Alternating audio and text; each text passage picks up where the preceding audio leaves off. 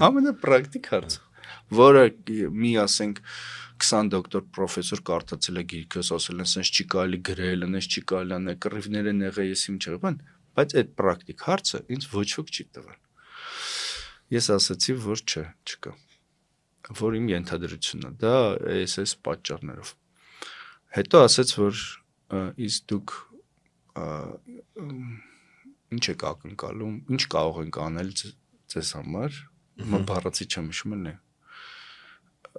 Ես ասացի, որ ձեր օրհնությունը, ինքը զարմացավ, ասենց դեմքին գրվեց էլի, որ բան ասեց, կրկնեց հարց, ասեց մենք տպարան ունենք, չգիտեմ, բան ունենք եւ այլն բան, ասեցի, էլի ոչինչ բան, էլի ձեր օրհնությունը ոչ մի, ու ինքը էլ երկրորդ անգամ զարմացավ, ես հասկացա, որ բոլոր մարդիկ ինձ առաջ ինչու բան են ուզել, նյութականակնկալ եք փող են ուզել, չգիտեմ, տպարան են ուզել, ես ինչ են ուզել եւ այլն։ Ես յան ասացի, որ